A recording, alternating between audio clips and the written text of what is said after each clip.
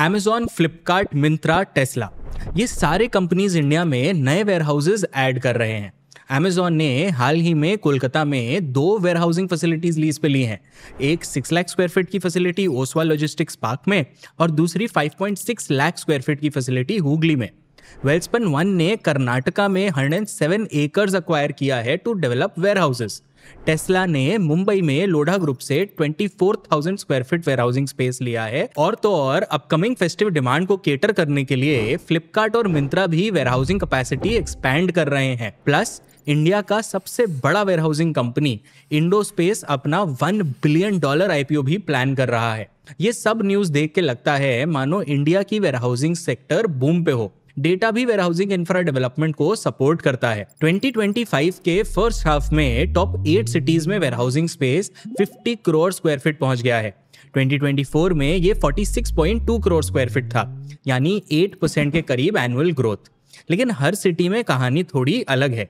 जहां कुछ सिटीज में सप्लाई कम होने की वजह से रेट्स बढ़ रहे हैं, वहीं दूसरे सिटीज में ओवर सप्लाई बनता दिख रहा है। और ये इस सेक्टर में एक बहुत बड़ा रिस्क है, घोस्ट वेयरहाउसेस का रिस्क। यूएस और चाइना ऑलरेडी ऐसे घोस्ट वेयरहाउसेस के प्रॉब्लम से जूझ रहे हैं। ऐसे में वेयरहाउसिंग सेक्टर को डीपली एनालाइज करना हमारे लिए इंपॉर्टेंट हो जाता है। Welcome back to markets by Zerodha. मैं हूं आपका एनालिस्ट शांतनु जैन और आज के वीडियो को हमने 3 सेगमेंट्स में डिवाइड किया है। पहले हम इंडिया के वेयरहाउसिंग मार्केट को समझेंगे, वेयरहाउसेस किस टाइप के होते हैं, उनका यील्ड कितना होता है, कौन से प्लेयर्स इस स्पेस में क्या कर रहे हैं वगैरह।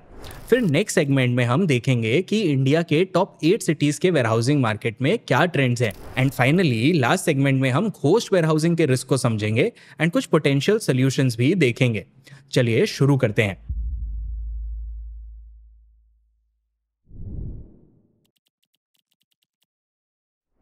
वेयरहाउसेस ना 3 टाइप के होते हैं, ग्रेड ए, ग्रेड बी और ग्रेड सी।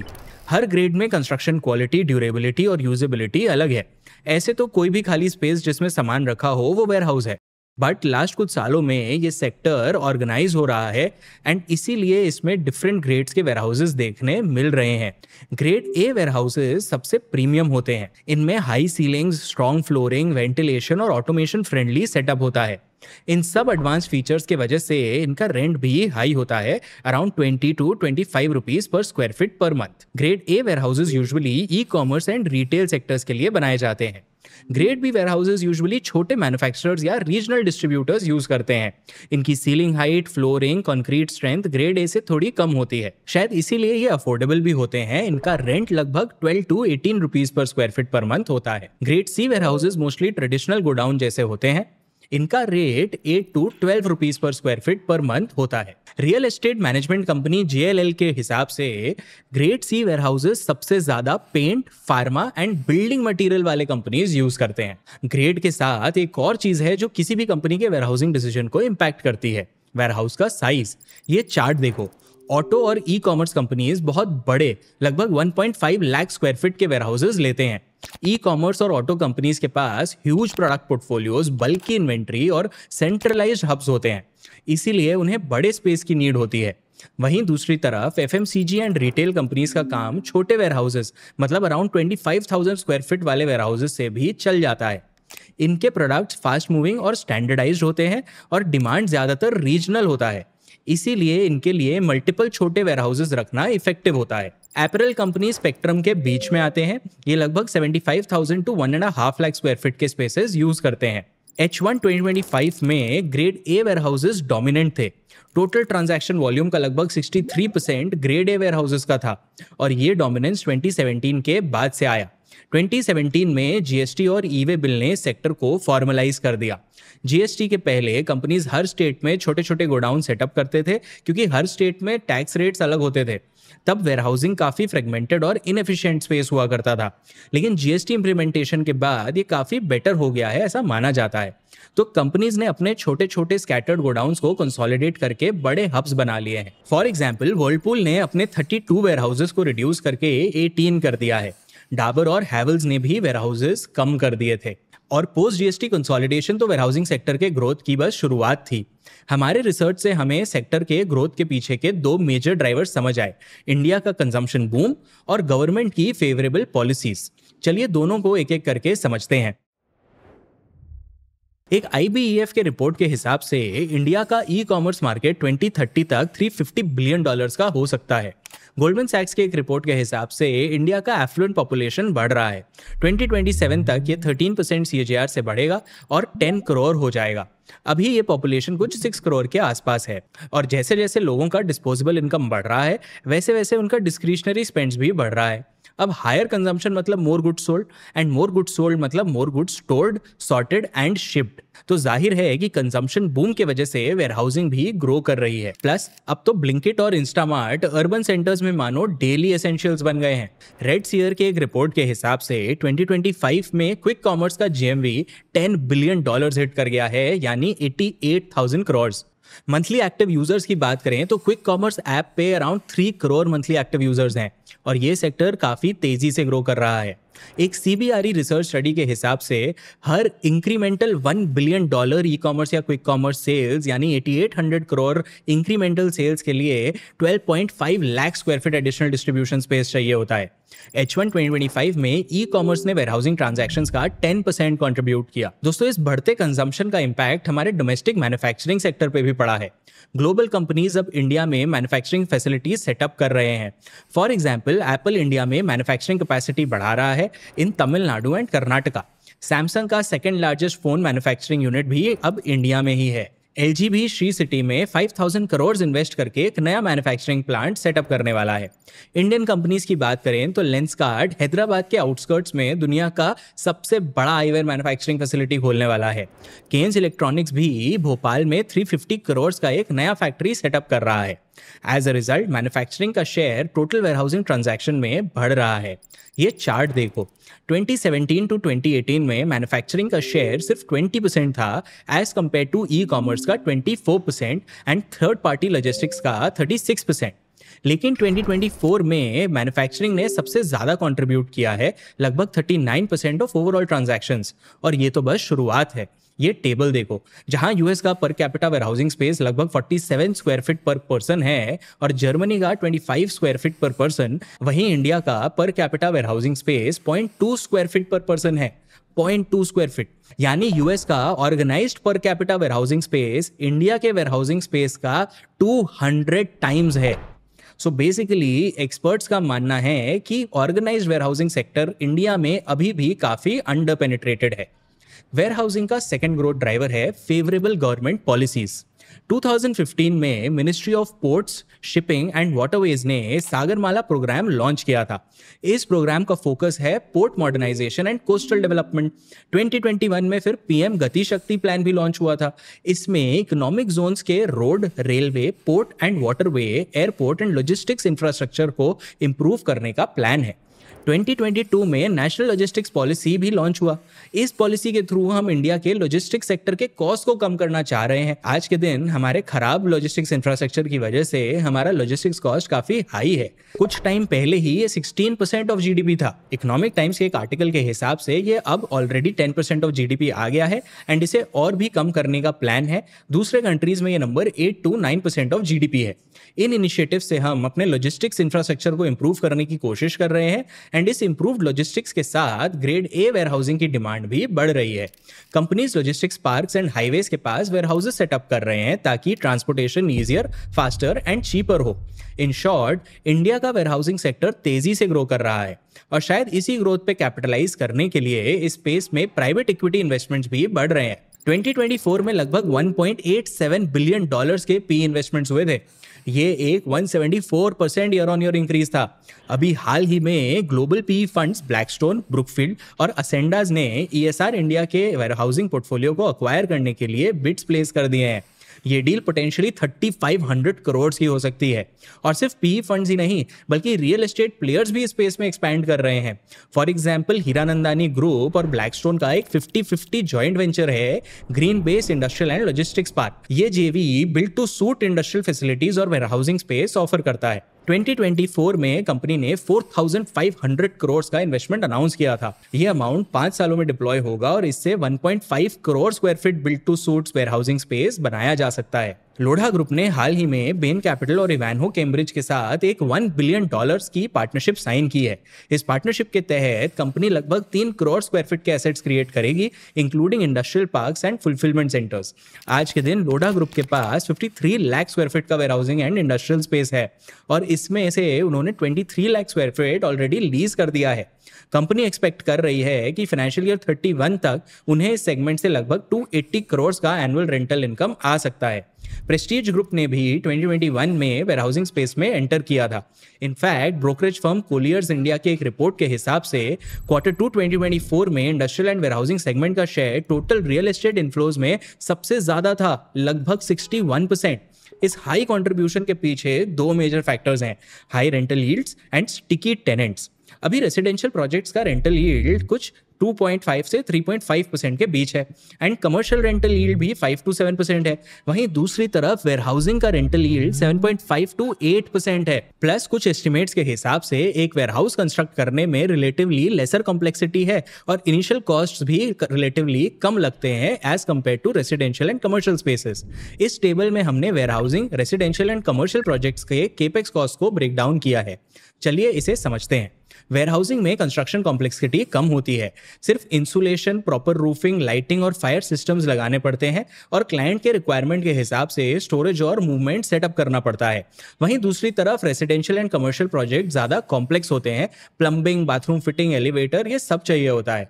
तो जाहिर है कि वेयरहाउस कंस्ट्रक्शन का initial cost per square feet residential and commercial project से थोड़ा कम होता है। एग्जैक्ट नंबर्स हमें नहीं मिल पाए। अगर आप रियल एस्टेट सेक्टर से हैं तो हमें कमेंट्स में जरूर बताना कि इसके मोटा मोटी नंबर्स क्या हैं। हाँ, लैंड का कॉस्ट वेयरहाउसिंग में ज्यादा हो सकता है क्योंकि काफी बड़ा लैंड स्पेस लगता है as compare to residential and commercial projects. साथ ही वेयरहाउसिंग प्रोजेक्ट्स के टेनेंट्स ज्यादा स्टिकी होते हैं।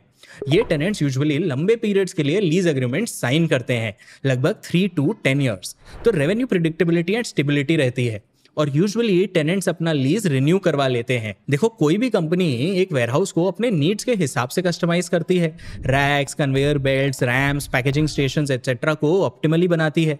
तो अगर वो अपना लीज डिसकंटिन्यू कर दे तो दूसरी जगह अगर वो शिफ्ट होंगे या जब भी शिफ्ट होंगे तो उनको रीलोकेशन कॉस्ट और टाइम बहुत हाई लगेगा। इसीलिए टेनेंट्स यूजुअली स्टिकी होते हैं unless there is a strategic decision to relocate और shut down the warehouse. I hope अब आपको इंडिया के वेयरहाउसिंग सेक्टर का आइडिया लग गया होगा। बट दोस्तों, इंडिया एक बहुत बड़ी और कॉम्प्लेक्स कंट्री है। रीजनल डिमांड पैटर्न्स काफी डिफरेंट हो सकते हैं। तो चलो इंडिया के टॉप 8 सिटीज में वेयरहाउसिंग स्पेस में क्या चल रहा है थोड़ा समझते हैं। इंडिया के डिफरेंट सिटीज में डिफरेंट वेयरहाउसिंग ट्रेंड्स दिख रहे हैं। जहां बैंगलोर में वैकेंसी 21% है, वहीं कोलकाता और पुणे में वैकेंसी सिर्फ 10% है।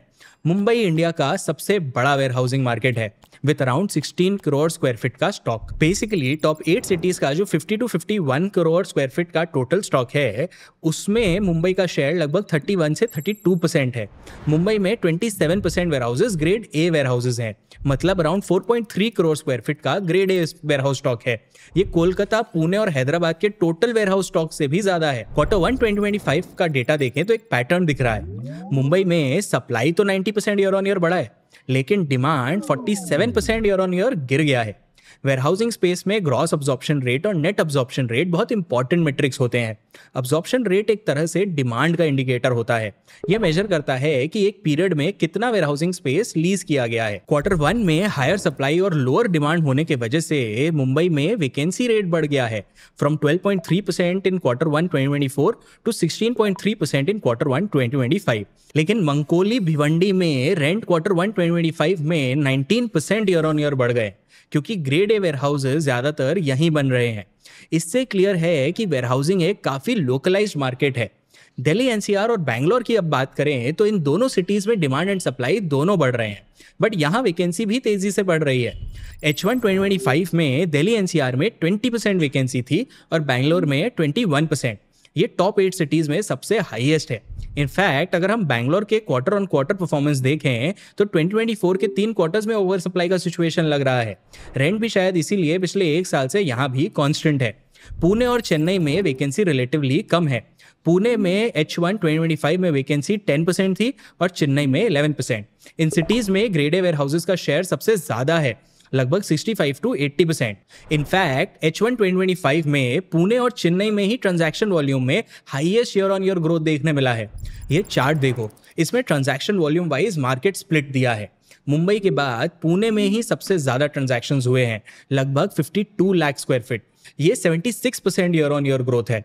चेन्नई में भी एक massive 135% year on year growth देखने मिला है। इन मार्केट्स में मैन्युफैक्चरिंग सेक्टर ने ग्रोथ ड्राइव किया है, स्पेशली ऑटोमोबाइल्स और इंजीनियरिंग सेगमेंट्स ने। तो दोस्तों, इन टॉप 8 सिटीज में एक चीज कॉमन है। ये चार्ट देखो, सारे सिटीज में वैकेंसी रेट बढ़ रहा है। बैंगलोर में तो पिछले 3 साल में वैकेंसी 6.3% से बढ़ के 15% हो गया है, और ये हमारे वेयरहाउसिंग सेक्टर के लिए एक बहुत बड़ा वार्निंग साइन हो सकता है। ओवर सप्लाई का वार्निंग। अब ओवर सप्लाई का मतलब ये नहीं है कि हमने वेयरहाउसिंग डिमांड पूरा फुलफिल कर लिया है, नहीं, ये आप गलत मत समझना। डिमांड अभी भी बढ़ रहा है, लेकिन हमारी सप्लाई काफी फ्रेगमेंटेड और कॉन्सेंट्रेटेड है इन अ फ्यू एरियाज, और इसकी वजह से कुछ माइक्रो मार्केट्स में ओवर सप्लाई की सिचुएशन आ रही है। यूएस और चाइना में भी एग्जैक्टली ऐसा ही हुआ है। इन कंट्रीज में वेयरहाउसेस तो हैं, बट उन वेयरहाउसेस को यूज करने वाला कोई नहीं है। टेक्निकली इन्हें घोस्ट वेयरहाउसेस बोलते हैं। यूएस की बात करें तो यूएस में वैकेंसी रेट 11 ईयर हाई पे पहुंच गया है। कुशमैन एंड वेकफील्ड के एक रिपोर्ट के हिसाब से अप्रैल टू जून 2025 वाले क्वार्टर में यूएस का एवरेज वेयरहाउस वैकेंसी रेट 7.1% था। ये year on year 1 percentage point से बढ़ा है। एवरेज रेंट्स अभी भी बढ़ रहे हैं, लेकिन ग्रोथ रेट थोड़ा कम हो गया है। पैंडेमिक के टाइम यूएस में डेवलपर्स ने वेयरहाउस एक्सपेंशन शुरू कर दिया था, इन द होप कि पैंडेमिक के बाद बूम आएगा। बिजनेसेस ने भी स्पेसेस लीज कर लिए। एज अ रिजल्ट पैंडेमिक के टाइम वैकेंसी रेट 3% से भी कम हो गई थी, लेकिन अब पैंडेमिक बूम नॉर्मलाइज हो रहा है और डिमांड कम हो रहा है। हाल ही में यूएस टैरिफ्स के एंटिसिपेशन में मैन्युफैक्चरर्स और होलसेलर्स ने इन्वेंट्री पाइल अप कर लिया था, बट टैरिफ्स अनाउंस होते ही उन्होंने ओवरसीज ऑर्डर्स और लीजिंग डिसीजंस पॉज कर दिए हैं। अब businesses excess space cut down कर रहे हैं, कुछ कंपनीज सब लीज भी कर रहे हैं। चाइना का भी ऐसा ही हाल है। बिजनेस स्टैंडर्ड के एक आर्टिकल के हिसाब से ईस्ट चाइना में एवरेज वैकेंसी रेट Q1 2025 में 19.2% था। ये उनके लिए एक बड़ा चैलेंज है, क्योंकि ईस्ट चाइना में बहुत सारे वेयरहाउसिंग एंड लॉजिस्टिक्स प्रॉपर्टीज हैं। जो वेयरहाउसेस ई कॉमर्स बूम को फ्यूल करने के लिए बनाए गए थे, वो अब अंडर यूटिलाइज्ड हैं। ऐसा शायद इसीलिए हुआ क्योंकि चाइना में ई कॉमर्स ग्रोथ पैंडेमिक के बाद से स्लो हो गया है। एक ब्लूमबर्ग आर्टिकल के हिसाब से Q2 2025 में कंजम्पशन का कंट्रीब्यूशन चाइना के इकोनॉमिक ग्रोथ में से 52% था, जबकि ये नंबर 2024 में 60% था। और ये वैकेंसी सिर्फ लो डिमांड ही नहीं, बल्कि एडिशनल सप्लाई के वजह से भी बढ़ रहा है। 2026 तक चाइना में और एडिशनल 355 मिलियन स्क्वायर फीट यानी 35.5 करोड़ स्क्वायर फीट का सप्लाई आने वाला है। इस ओवर सप्लाई और लो डिमांड की वजह से चाइना में रेंट भी गिर रहे हैं। इंडिया में सिचुएशन थोड़ी अलग है। अनलाइक चाइना, हमारा वेयरहाउसिंग बूम सिर्फ ई कॉमर्स पे डिपेंडेंट नहीं है। जैसा मैंने आपको पहले बताया था, मैन्युफैक्चरिंग, रिटेल और थर्ड पार्टी लॉजिस्टिक्स भी इंपॉर्टेंट रोल प्ले कर रहे हैं। तो अगर फ्यूचर में ई कॉमर्स डिमांड कम भी हो जाता है तो इसका बहुत बड़ा इंपैक्ट तो नहीं पड़ेगा, बट रिस्क तो है, एंड इस ओवर सप्लाई की पॉसिबिलिटी को हम इग्नोर कंप्लीटली नहीं कर सकते हैं। अब रिस्क है तो मिटिगेशन स्ट्रैटेजीज भी होंगे। इस रिस्क को मिटिगेट करने के लिए हमें अपने सप्लाई को बेटर वे में डिस्ट्रीब्यूट करना पड़ेगा। और अब इस सेक्टर में कंपनीज भी टियर 2 सिटीज में अपॉर्चुनिटीज एक्सप्लोर कर रहे हैं। यहाँ लैंड कॉस्ट और लीज रेंटल्स लोअर है, प्लस ई कॉमर्स पेनिट्रेशन भी बढ़ रहा है, स्पेशली लखनऊ, सूरत, इंदौर और जयपुर जैसे सिटीज में। JLL के एक रिपोर्ट के हिसाब से 2024 में इंडिया का टोटल वेयरहाउसिंग स्पेस लगभग 533 मिलियन स्क्वायर फीट था, और इसका 18% यानी 95 million square feet space 12 emerging tier 2 and tier 3 cities ने कंट्रीब्यूट किया था। अब लखनऊ, अंबाला, राजपुरा और सूरत को मिला लो तो 45% of the total tier 2 market transactions तो इन्होंने ही कंट्रीब्यूट कर दिए हैं। लखनऊ की बात करें तो यहाँ वेयरहाउसिंग डिमांड काफी डाइवर्सिफाइड है। ई कॉमर्स तो पहले से स्ट्रॉन्ग था, लेकिन अब FMCG, मैन्युफैक्चरिंग और 3PL प्लेयर्स भी अग्रेसिवली स्पेस ले रहे हैं। फ्लिपकार्ट, जोमैटो, नेस्ले जैसे प्लेयर्स ने 2024 में लखनऊ में लार्ज फॉर्मेट लीजेस साइन किए हैं। और इंटरेस्टिंगली ग्रेड ए फैसिलिटीज का शेयर भी बढ़ रहा है। डेवलपर्स जैसे वेल्सपन और अदानी ने यहाँ काफी इन्वेस्टमेंट किया है। टियर 2 एक्सपेंशन के साथ साथ हमें अपने लॉजिस्टिक्स इंफ्रास्ट्रक्चर को और इंप्रूव करना होगा। वेयरहाउसिंग का असली वैल्यू अनलॉक तभी होगा जब गुड्स एफिशिएंटली मूव हो पाएंगे, ना कि सिर्फ स्टोर हो पाएंगे। और सबसे इंपॉर्टेंट, हमें स्पेकुलेटिव डेवलपमेंट से बचना होगा। वेयरहाउसेस बनाने से पहले डिमांड मैपिंग, टेनेंट प्रोफाइलिंग और लोकेशन वायबिलिटी का एनालिसिस करना होगा, वरना इंडिया में भी घोष वेयरहाउसेस बन के रह जाएंगे। तो अगर आप इस सेक्टर को ट्रैक कर रहे हैं तो कोई भी शहर के लिए 5 मैट्रिक्स ट्रैक करना बहुत इंपॉर्टेंट है। Absorption to supply ratio, new supply, vacancy percentage, average rent per square feet and transaction mix. इससे आपको पूरे शहर के वेयरहाउसिंग सेक्टर का एक होलिस्टिक आइडिया लग जाएगा और आप एक इन्फॉर्म्ड डिसीजन ले पाएंगे। आपको क्या लगता है, क्या इंडिया में हमें घोष वेयरहाउसेस देखने मिलेंगे, या क्या हम अपने सप्लाई को अच्छे से मैनेज कर पाएंगे? और ऐसे कौन से टियर 2 सिटीज हैं जिसमें आपको अपॉर्चुनिटी दिख रही है? अपने थॉट्स हमें कमेंट्स में जरूर बताना। वीडियो इंसाइटफुल लगा तो लाइक और शेयर भी कर देना। मैं हूं आपका एनालिस्ट शांतनु जैन, मिलता हूं आपसे नेक्स्ट वीडियो में।